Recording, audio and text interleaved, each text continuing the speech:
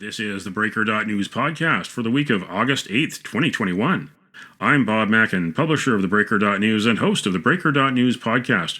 Welcome to edition number 198. The Breaker is your source for news, opinion, and analysis about British Columbia issues, institutions, and influencers. Later, I'll tell you how you can support The Breaker.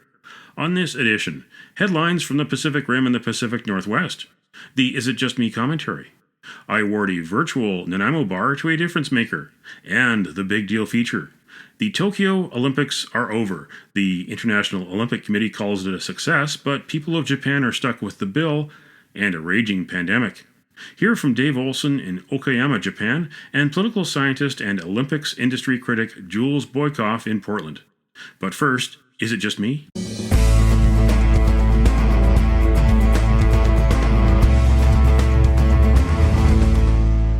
Is it just me, or British Columbia Day weekend came and went with no pomp or circumstance, much like last month's 150th anniversary of BC becoming part of Canada. Some on CBC and social media suggest that BC changed its name because of its colonial past. The original inhabitants were not British, and Columbia refers to Christopher Columbus, the explorer blamed for beginning the downfall of North American natives. But none of that is new. A case could be made for renaming and rebranding BC, but let's do a cost-benefit analysis first, and a referendum if it gets that far. It could be a Pandora's box. Political Science 101 suggests that politicians prefer to do the easy and achievable. Why attempt to solve homelessness, mental health, and addiction when you can just change the name and the logo? Economics 101 suggests that there would be a cost of rebranding and renaming, and that would divert resources from more important things, such as healthcare, education, and environmental protection. Further, BC has an unending desire to be put on the map. Remember Expo 86 and the Vancouver 2010 Winter Olympics? Those were expensive real estate and tourism promotions designed to put BC on the map. Change the province's name, and the same industries will demand heavy government spending to put a new name on the map. There already are some folks with a solution.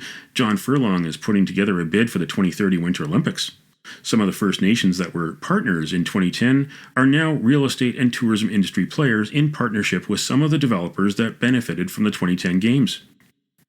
Changing the name of BC could be a multi-billion-dollar marketing opportunity that welcomes the Olympics back to British Columbia, or whatever the new name would be, because the Olympics host is guaranteed for 3 weeks of being the most famous place name on the world's map. The 2010 Olympics did not solve the province's social problems. In many ways, they made them worse. So be careful what you wish for, especially if ending homelessness, addiction, and climate change are your true causes. What do you think? Email bob@theBreaker.news.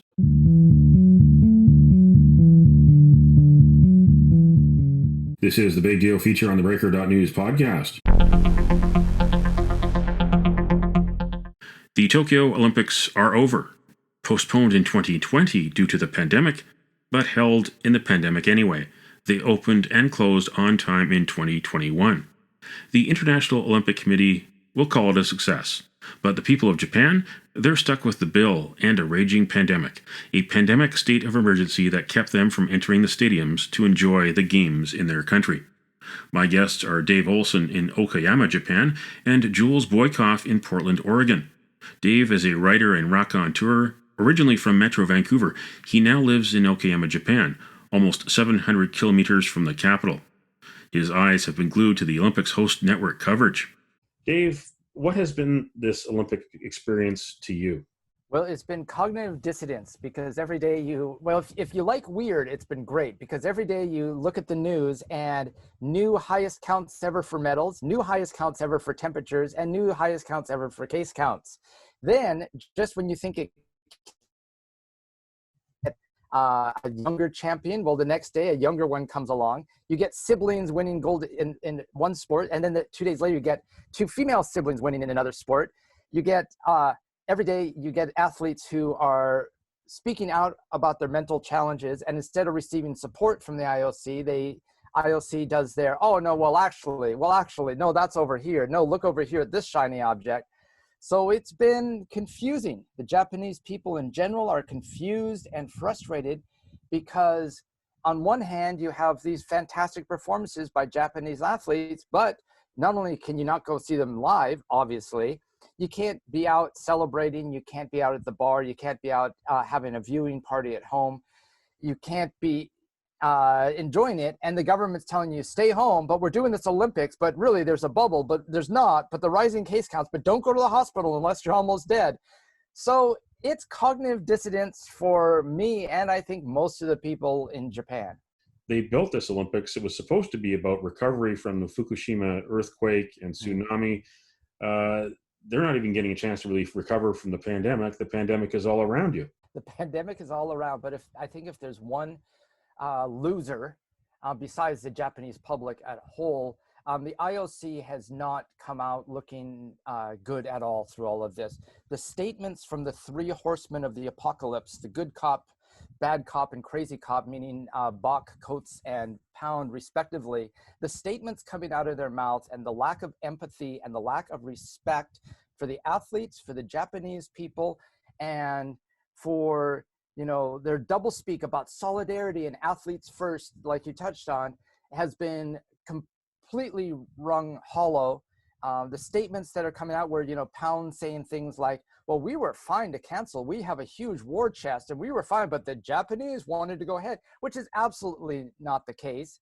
Them punting responsibility to the Japan and Tokyo, the Japan Olympic Committee and the Tokyo Organizing Committee, and I'm just going to say it, the fumbling, bumbling Japanese government.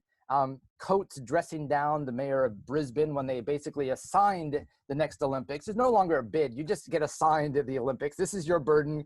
You're stuck with it, and you're coming to the opening ceremony because we say so.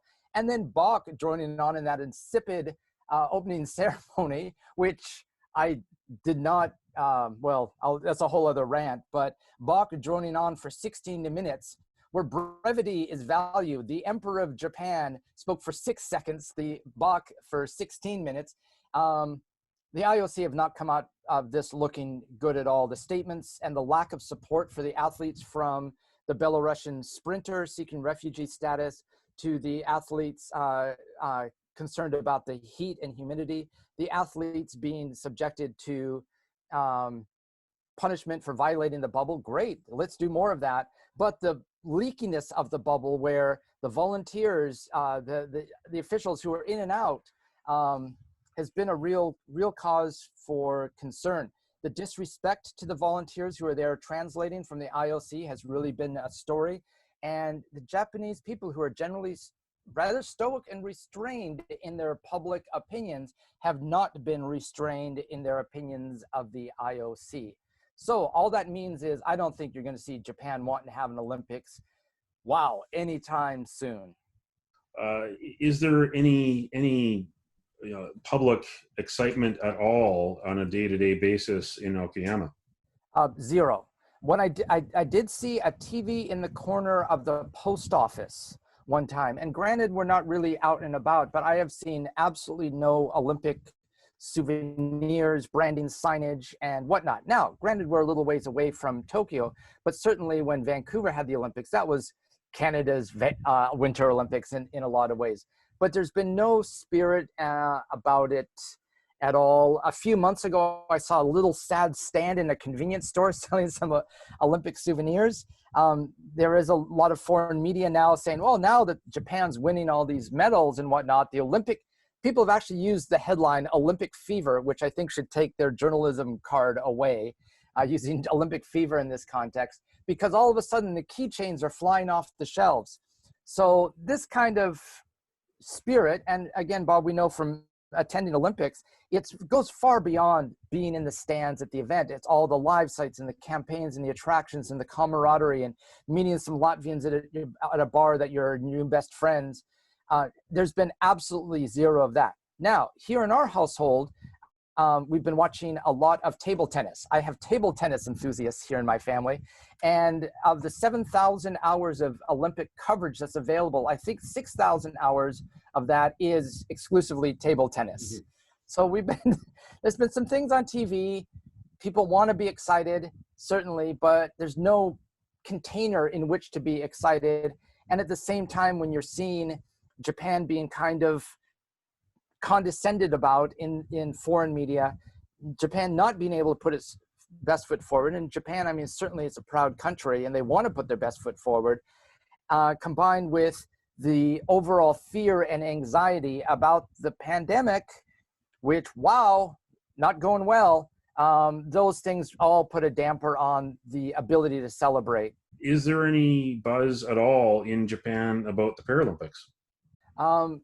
There's certainly respect and admiration for the athletes, but, and this is going to sound terribly cynical, but also it's the truth. The reason that the Olympics are going ahead is because of IOC's budget comes so much from broadcast revenue, specifically NBC, who have really called the shots on so much of this. And there's no question that Paralympics doesn't get the TV ratings. That coupled with, I mean, we're not just increasing 10% day over day of case counts, we're exponentially growing the case counts. All these things lead me to think that there may be a pulling of the plug to the Paralympics. I did, when I was at the post office, I bought Paralympic stamps to send out my monthly round of postcards. And there's huge respect and admiration for these athletes. But wow, man, people are legitimately scared. The government came out the other day and said, we're at maximum at the hospital. So unless you are really, really sick, don't go to the hospital. You know, with my disability, I go to the hospital on a monthly basis. And even that now is an intimidating experience. That said, I'm due up for a birthday present first round of vaccinations because, hey, high risk, hurrah. I know most of you in Canada are going, what? You're not even at round one yet, but hey, here we are. So Paralympics, gosh, my heart's with all of these athletes and the hard work that's gone into it. But I think there's some serious questions that need to be asked because, you know, the lag time of, you know, 70, 80,000 internationals arriving for this round of the Olympics, the 2-week incubation period, et cetera, all piles on and rising case counts. It's going to be a really tough, weird hangover for this Olympics when the IOC pulls out next week and pulls down all the white tents and all the bunting and banners. And there's going to be a big mess here to clean up. And I don't want the Paralympians to be subject to that chaos. Dave Olson in Okayama, Japan. Jules Boykoff is a political science professor at Pacific University, a former member of the U.S. Under-23 soccer team, and an analyst of the politics of world sport and mega events. His latest book on the Olympics industry is called Nolympians: Inside the Fight Against Capitalist Mega Sports in Los Angeles, Tokyo, and Beyond. Jules, these games, the IOC will say they're a success, but in many ways they failed. It's always good to be with you, Bob. Thanks for having me on. And you're right. We need to be very leery of the messaging that's coming out of the International Olympic Committee about this event. They're going to trumpet it as some triumph, but it's an always moving target for them. Remember, initially, these Olympics were supposed to be about the recovery in Fukushima. Well, that's just not happening and never happened, and they just got rid of that. Now it was going to be the light at the end of the tunnel, the thing that would help us get out of coronavirus. Well, obviously that's not happening either. And so they're shifting gears yet again. They'll emerge in their own eyes as champions, but the people of Japan, who have given up so much to host these Olympics, they definitely are not feeling like champions right now. There have been a lot of people who've been watching it on television, but I don't think we should conflate that with open support for the Olympics. The polling before the games, as you know, was vociferously against hosting the Olympics this summer. Some of the polls in the 70%, 80% range against hosting the Olympics this summer. And, you know, it's hard to not feel really bad for the people of Japan who gave up so much money to make this happen and then had to have it happen under incredible conditions of stress and strain, something that I'm sure they're going to be talking about for a long time to come. We don't know the details of all those cases and whether some of those people might end up in hospital or worse. In these Olympics, it has been different. There has been critical assessments of the International Olympic Committee and the wider scene every single step of the way with these Olympics. Now, for me, as someone who teaches politics, I view that as a positive. I think we should be living in reality here. And very much the reality has been harsh for those in Japan. And we've been able to see with ever greater clarity the yawning chasm between what the IOC says and what actually happens on the ground. And, one last point on this is that they'll probably say, oh, gee, there was only 300 plus, maybe 400 cases inside of the Olympic bubble. This is a real victory. You can almost see them at the podium saying this already. But we don't even know the long-term implications of the disease. Like you're saying, we don't know what long-haul COVID looks like. We don't know if it will destroy the lives of these 400 or so people inside the bubble, let alone the spiking rates outside in the city. The International Olympic Committee says it has nothing to do with the fact that rates have just gone through the roof of coronavirus in Tokyo and wider Japan. But I mean, again, it really takes some serious mental gymnastics to make that happen. Obviously, people are gathering together to get a glimpse of the Olympics. They're getting together and staying out and watching the Olympics on TV. And so it's just another one of those farces that the IOC is trying to foist on us that in the past they might have gotten away with. But, I think right now, much less so. And I think that's actually, it's not going to be any consolation to the people in Japan, but it is a step forward in terms of better understanding the Olympic machine as we move toward the next games. During a pandemic and during the hottest time of year, maybe they'll realize that was a commercial mistake. Maybe this could cause NBC or other rights holders to think twice next time about not respecting the athletes. Well, and as an astute observer of the Olympics for a long while now, 5-ring karma is pretty scarce. So if it happens, we should definitely take note of it for sure. I want to just make one point about the heat that you mentioned there and how it's so difficult on athletes. And the International Olympic Committee and Tokyo organizers knew about this all the while. When I was in Tokyo in July 2019, this is what a lot of people, activists, people on the ground, were very concerned about, was the oppressive heat. And I'll tell you what, Bob, it was hot and humid. Just walking around in that stuff was tough during the middle of the day. And you think the IOC would be concerned about that because of all what they say about athletes and their importance to the Olympics. But they actually had athletes sign these waivers ahead of the games. And it was one of these waivers was shared with me by an athlete who is Tokyo bound, who's actually participating in Tokyo. And it says right on the waiver that if the athlete dies of heat exhaustion or from coronavirus, that they cannot hold the Olympic organizers liable legally. So the IOC was fully aware of this, and yet they plopped it in the hottest months, July and August, because of exactly what you said, NBC money. And I'm hoping that this can actually be one of the sort of public education legacies of the Olympics, is that people see the games with much clearer eyes now and understand that in a lot of ways, it's a political economic juggernaut that has sport sort of attached to the side of it in certain respects. I'm not trying to minimize what the athletes do, but at the core of the project, in terms of what the International Olympic Committee truly protects, it's the money side of things. It's definitely not the athletes. They made them sign waivers that said, if you die from heat or coronavirus, you're on your own, people. Those trade-offs are happening that the IOC is saying, well, we didn't give you the games at the best time of year, but we're going to let you make money, and we're going to let you express yourself and have some freedom of speech, however limited that is. First, I would say that the changes that were made to Rule 40 and Rule 50 in the Olympic Charter, that's what you're referring to, were pretty minimal, and they were only done grudgingly on the part of the International Olympic Committee.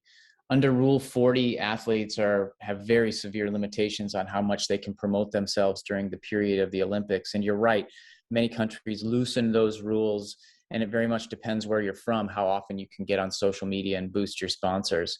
In terms of Rule 50, the one that suppresses political dissent in the context of the Olympic Games, they, again, were in response to politically minded athletes who are very dialed into the extended Black Lives Matter moment, who are very dialed into the extended Me Too moment, who wanted to be able to speak out and who didn't want to check their human rights at the door when they arrived at the Olympic Games.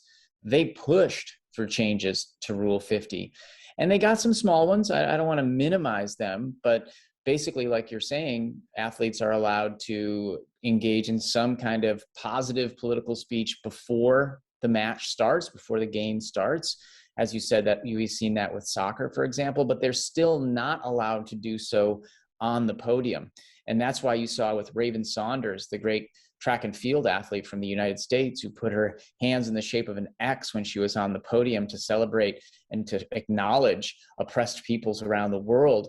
She's now being scrutinized for getting a penalty from the International Olympic Committee, even though the United States Olympic and Paralympic Committee said that what she did was within the boundaries that were acceptable. And so we'll see. The IOC is not putting the penalty forth right now because unfortunately, Ms. Saunders' mother passed away, and so they're giving her a period to grieve, but they're still contemplating penalties. My point is that they changed the rules just a little tiny bit, but not in ways that should necessarily blow our minds. And one other final point on this, if I may, Bob, is that if you go to the Olympic channel, the official television channel of the Olympic Games, and there are videos there celebrating various athletes through time. And one of them is of Tommy Smith and John Carlos, the two athletes that famously put their fists into the Mexico City sky. And they're heralded as quote unquote legends and championed for their courage in these videos on the official Olympic channel.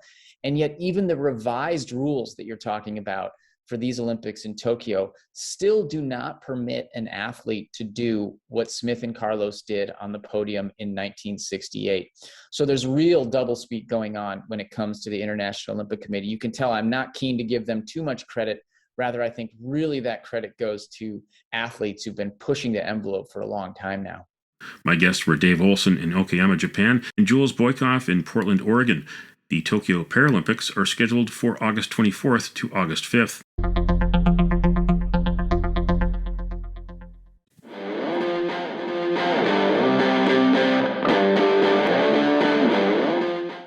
Time on the Breaker.news podcast for Around the Rim. We look at news headlines around the Pacific Rim. In the Japan Times, new COVID-19 cases in Japan top 14,000 for first time as Delta variant surges. The 7-day average of new cases in the capital came to almost 3,500 cases compared with under 2,000 a week earlier, while the number of severe COVID-19 cases under the metropolitan government's criteria rose by 3 from the previous day to 115. The capital also reported 1 death linked to the virus. Meanwhile, pandemic and boycott fears grow 6 months ahead of the Beijing Olympics. In February, Beijing is set to become the first city to host both the Summer and Winter Games, but the number of new infections has been rising owing to the spread of the Delta variant in the run-up to the Olympics scheduled to open in 6 months.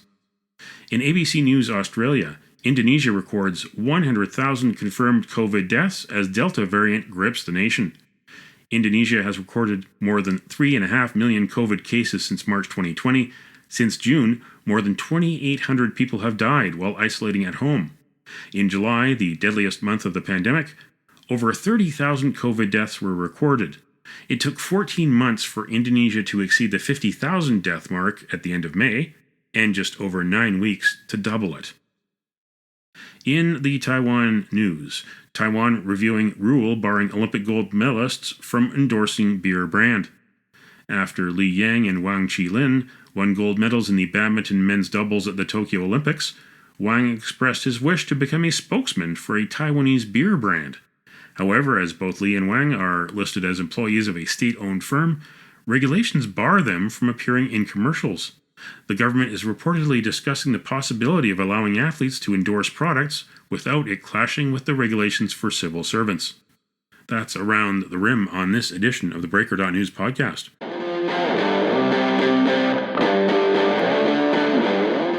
Now it's time on the Breaker.news podcast for Cascadia Calling. We look at news headlines around the Pacific Northwest. In the Salem Statesman Journal, Oregon State Treasury examines spyware investment amid controversy.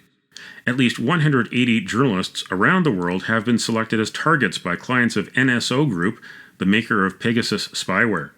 The Oregon State Employee Pension Fund is one of the largest investors, if not the largest, having committed $233 million to Novalpina Capital, the private equity firm, in 2017. In the Walla Walla Union Bulletin, heatwave cooked Walla Walla sweet onions to mush. The sour, sweet smell of thousands of onions left to bake in the sun for weeks still fills the air at Enriquez Farms, which lost 98% of its crop. Onions have a high water content, and in the blistering heat of June's heatwave, the water began to be squeezed out of the onion. Without aid from the federal government, the Enriquezes expect to grow 2 or 3 acres in 2022, around 2% of their 2019 acreage. In Czech news, former CAO files lawsuit against City of Nanaimo for wrongful termination, claims she was bullied. Tracy Samra has filed a lawsuit against the City of Nanaimo for wrongful termination. She claims she was not only fired without cause, but was also repeatedly bullied and harassed. Samra, who also goes by the name Tracy Fleck, was the City of Nanaimo's first female and first Indigenous Chief Administrative Officer, serving from 2015 until she was fired in May 2018. After Samra was fired, the City of Nanaimo released financial records showing she had made thousands of dollars in personal expenses using a city-issued credit card, including a $153 purchase at the Clinic for Cats. She had been arrested by RCMP officers investigating threats in January 2018, but a special prosecutor decided not to proceed with charges. That's Cascadia calling on this edition of the Breaker.news podcast.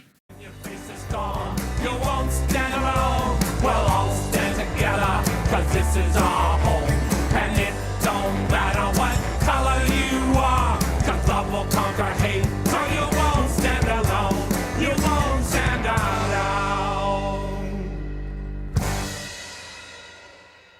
The virtual Nanaimo Bar, brought to you by Spruce Hill Contracting. Every week we end the Breaker.news podcast on a tasty note by awarding the goodness of a virtual Nanaimo bar to people making a difference. A virtual version of the province's favorite dessert bar goes this week to the athletes, the coaches, and the volunteers at the Tokyo Olympics. Win or lose, you deserve better than empty seats, punishing heat, and the threat of the coronavirus. You can nominate someone for a virtual Nanaimo bar. Send me an email to bob@theBreaker.news. Spruce Hill Contracting, custom homes and renovations. Find more information at sprucehill.ca. Vaccine, vaccine, vaccine, vaccine. I'm begging of you, please don't hesitate. Vaccine, vaccine, vaccine, vaccine. 'Cause once you're dead, then that's a bit too late. I know I'm trying to be funny now, but I'm dead serious about the vaccine. I think we all want to get back to normal, whatever that is, and that would be a great shot in the arm. That's it for the Breaker.news podcast for the week of August 8th, 2021. I'm Bob Mackin. Thanks for joining me. Did you know that on August 8th in 1974, President Richard Nixon resigned? In 1988, the first nighttime baseball game at Wrigley Field, but the game was called in the 4th inning due to rain. And the Beijing Olympics opened on August 8th in 2008. I shared my birthday party with 90,000 people. Now you know. Send me your feedback, send me your story ideas to bob@theBreaker.news. Bookmark theBreaker.news, and you can also find us at theBreaker.ca. Sign up for the email newsletter and get updates to your inbox. For news as it happens, follow The Breaker News on Twitter and visit theBreaker.news on Facebook. You can support The Breaker for as little as $2 a month. For more information, go to patreon.com/thebreakernews. That's patreon.com/thebreakernews. Until next week.